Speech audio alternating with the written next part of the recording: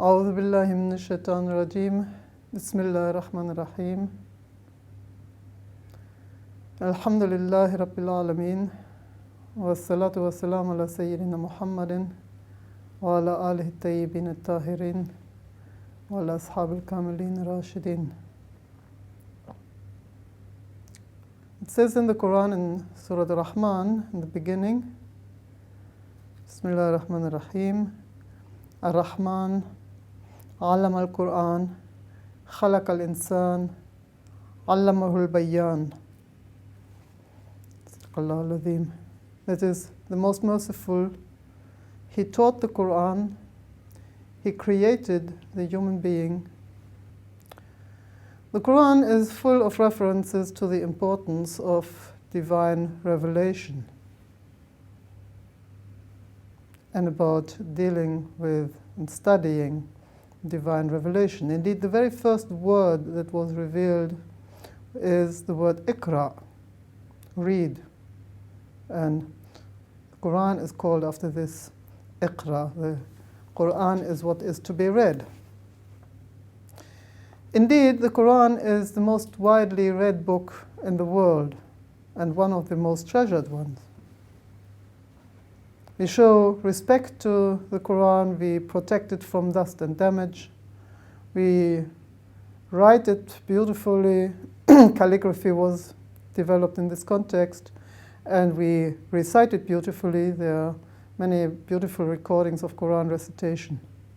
And we speak of the book lovingly. However, when it comes to the relationship with the text, this can be very different. I'd like to mention some starting points, or some points where we are at, and then suggest some ways to move on from there. One starting point may be that we recite the Qur'an in Arabic. That is most widely done, especially in the ritual context. And this is sometimes done without properly understanding Arabic, or it is very often done with the traditional understanding that we have been brought up with. I don't say there is anything wrong with it. No, there's nothing wrong with it. Already this gives you an impression of the beauty of the text. Sometime within, some place within your heart, there is an echo, and maybe you don't understand it intellectually, but some part of you understands it and feels reassured. Another approach would be to read a translation or a commentary. And this again, it would give you some idea of the contents, well knowing that not everything can be transmitted in a translation or in a commentary. It's always aspects of the text that get across. And when you start from nothing, this is a first step of getting somewhere. Then, still another approach is to read certain passages of the Qur'an on particular occasions, like reading Surah Yasin when somebody has died. So there is a special heart-to-heart relationship with this particular surah that maybe leads to a further exploration of it. So any of these approaches is fine. Even the longest journey starts with the first step. And I'd like to make some suggestions for how to continue the journey, how to explore the Qur'an from there. One is maybe when you start from the Arabic to get enough knowledge of the grammar to be maybe able to look up keywords in the dictionary. Keywords like, for instance, Ar-Rahman, that comes from a root, the mercy, right? Merciful, the merciful, that comes from a root, Rahima, that means to have mercy.